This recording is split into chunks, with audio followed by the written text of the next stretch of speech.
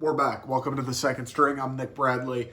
Brian Flores is suing the NFL and the New York Giants because our friend down in New England, Bill Belichick, hit him. Hey, Brian, congrats. I just heard you're with the Giants. Bill. Wrong Brian. Got your sizes mixed up, right? The fat one is who you were thinking of. You accidentally texted the jacked one. Brian Flores, good for him. First things first, right off the rip, fuck those guys. Fuck those guys in New York, dude. Who does that? Oh yeah, come on in for the interview Thursday, Brian. Yeah, come on in. Yeah. We'd love to have you. Oh, but we already hired this dude. Fuck you, New York. Like, on a human level, bro, have some respect. Imagine that. Hey, man. Hey, can you send me Barnes & Noble, Settlers of Catan? I'll be in around 3 o'clock. Save one, put one aside for me. I'm going to come in and buy it. You get there. Oh, we already sold it. Sorry. Well, what the fuck? It's like the Seinfeld reservation episode. I know you know what a reservation is. I'm not sure you know how to keep the reservation. Like, have an ounce of class, New York Giants. What the fuck? And it really makes you think. Stephen Ross was paying Brian Flores $100K per loss, or he was trying to. It really makes you think, because Brian said, no, that's not in my nature. I'm not going to lose those games. No, that's not enough. It really makes you think what the Fords have been paying their coaches in Detroit for all these years. $100K wasn't enough to get Brian Flores the flip. Are the Fords just shelling out 7 figures every... Yep. Here, Patricia. I mean, Matt Patricia is one of the richest people in America, and people don't even know it. It's unfucking believable. 100K. Another thing that's crazy, how has this not been discovered before? This guy, what's Stephen Ross? Did he text someone? I mean, Brian Flores, if he's suing him, he has to have some kind of proof. We're out here offering coaches money, a fuck ton of money to lose games, and this is the first time it's been uncovered. What's going on with that? It doesn't take Sherlock Holmes to hack into a fucking text message feed. No other coach has spoken up. No other coach has been like, oh, that's weird. The owner of my team actually wanted to fucking double my contract to lose games. And Stephen Ross, why'd you hire Brian Flores if you want to lose games? You could have hired me. You could have hired Matt Patricia. He's been available. There were a million people you could have hired. There are proven guys that they don't even need to be paid. You could just hire them and give them their salary and be all smiles. Good luck. Do your best. And you know they're going to fail anyway. But you brought in a capable, competent guy like Brian Flores and you were like, fuck, we got to give him some hush money to lose these games. What are you thinking, Stephen Ross? How do the richest people, how do the most successful and powerful people get to these positions, especially in sports, it always happens, yet they have the dumbest ideas when they inevitably fall from grace, and they always do. It's because of the dumbest shit I've ever heard. Stephen Ross, you're going to pay Brian Flores? Hire anybody that's ever been in Detroit. That would have solved your problem. Just start Tua, and you could have God coaching your team. Start Tua. You'll be all right. You'll lose enough games. And last but not least, you got to wonder, did Bill Belichick spill the beans to get back at his old friend Roger? He was like, that fucker thought he was going to get me and Brady just because we took a little bit of air out of the footballs, just because we watched one practice. You know what? Have fun going to cancel jail, Roger, you racist pig. What a move by Bill Belichick. Just, oh, sorry, Brian, that's weird. I texted the wrong one. Hopefully you don't sue the NFL now. Like, imagine Brian Flores includes a screenshot and it's one more text from Bill that got cut off in the initials. And he's like, damn, that'd be crazy if you sued Roger Goodell. That'd be fucking wild. You definitely shouldn't for sure sue Roger Goodell for that. That's fucking wild, dude. Like, it's unbelievable how some of this stuff goes down. Tom Brady has retired. The GOAT. The greatest to ever do it. He's done. He's called it. And to think it was Matthew Stafford who put him into retirement, God rest nobody's soul, but I just felt like I had to do that in Stafford's honor. There's nobody more deserving of putting the greatest QB of all time into retirement than Matthew Stafford. The guy's unbelievable. And Tom Brady's had a hell of a career. He's the best ever. Now he can go make out with his kid. He can figure out how to tie a cherry stem. I know he's been wanting to do that for years. He can hang out with Giselle. He can grow his own chia seeds, stuff like that. Do even more Pilates. Who knows? Him and Alex Guerrero may even start their own yoga studio. I'm happy for Tom.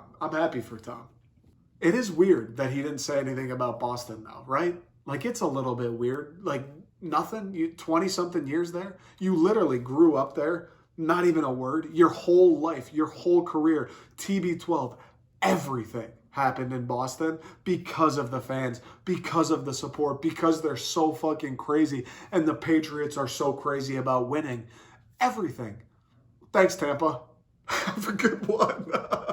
I can't even imagine. Like, if that happened in Detroit, if Steve Yzerman, let's say, played one more season somewhere else and was like, thank you, Nashville, I'd lose my mind. I really would. Like if Matthew Stafford, perfect example. When Matthew Stafford retires, if he just goes, thank you, Los Angeles, I'm going to fucking cry. I'm going to feel like a shell of myself. I'm going to feel like a fraud that I ever rooted for him in this Super Bowl. I really do. Boston, I know it's just an Instagram post, but I hear you. It'd be nice. It feels nice to be appreciated. Like Brian Flores wasn't appreciated by the folks in New York. It's nice to feel a little appreciated. It'd be nice to, thanks again, Boston. You guys were incredible. I don't blame you. But in all of this, let's not lose focus of the biggest fact, not that Tom Brady's retired, but that Matthew Stafford is the one who drove him into retirement. Imagine Tom Brady comes back, fakes his retirement. He says, Michael Jordan, only guy that probably, could make an argument best athlete of all time. Imagine Tom Brady fucks around. He's like, you know what I'm going to do? I'm going to come out of retirement. I'm going to go play for the Detroit Lions. We're going to win a Super Bowl. Goat of all goats. You're the father goat. You're like a mutated goat that's mixed with some sort of behemoth that's mixed with like the most chiseled, like Arnold Schwarzenegger in his prime. You're the most superior being that's ever existed. You win in Detroit. You know what's crazy? Just crazy. Is Bruce Banner throughout all the Marvel movies is like, I gotta control my rage. I'm gonna hurt people. I'm gonna hurt you guys. I gotta figure this out. Smart dude, Bruce. Real smart dude. I mean, he's a scientist. If you're a scientist, you could be a peanut scientist. You could be a fucking carpet scientist. Something that sounds unintelligent. You got scientist in the title? You're a smart dude. Bruce Banner's control the rage. I don't want to hurt anyone. Okay, Bruce. Let's flip the script, though. Hear me out. Let's flip the script. You don't want to hurt anyone. That's why you're controlling the Hulk. What if, Bruce, you channel that negative, I need to control it. I can't be bad. I don't want to hurt. I don't want to cause anger and damage. What if we flip the script, Bruce? We, instead of looking at the Hulk as a negative, we look at it as a positive. We go, I want to hurt people. I want to come, I want to pull, and I want to lay a defensive end flat on his ass. I want to take my drop step and pass pro, and I want to give up 0 sacks in a 17-game season. What if, Bruce, we think about the Hulk in a positive light, we channel that towards something productive? What if we get you ready for the NFL Combine? We throw you in there as an offensive guard, Bruce Banner. Hulk aside, I mean, you would dominate. The record's what, like 20 pancakes in a game? You'd have 5 pancakes every offensive snap. You'd be unbelievable, right? And a team drafts you first overall. Their offensive line's shored up for a month. And worst comes to worst, you get a little upset. Maybe you guys are trailing in the fourth quarter. Maybe a dude twisted your nutsack at the bottom of the pile. Maybe you get a little upset. You transform a little bit. One arm just wipes out the entire defensive line. If they die, they die. They twisted your nuts at the bottom of the pile. You didn't ask them to twist your nuts. That's not part of the game of football. It's not like they cut you and took out your knees.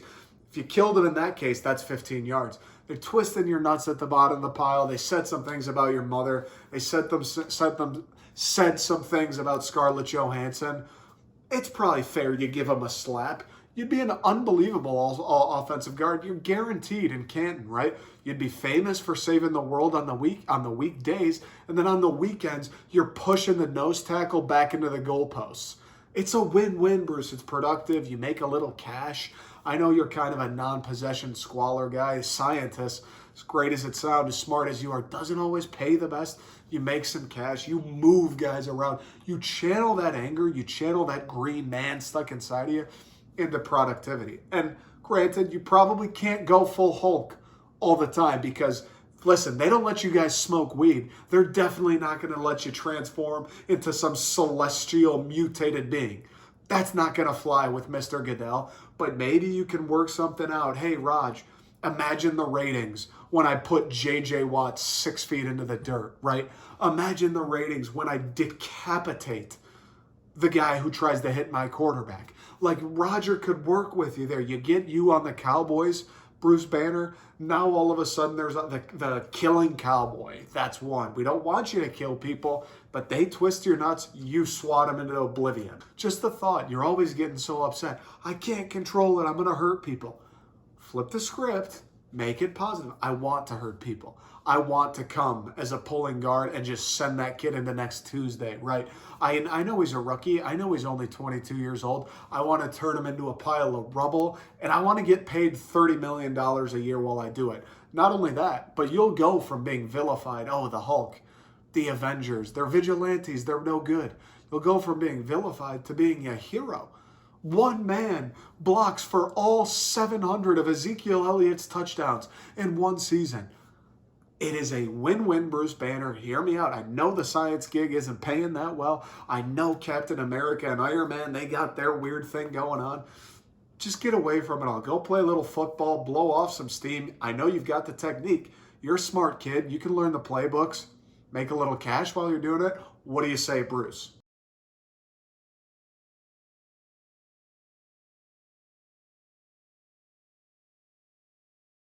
Good for you, Tom.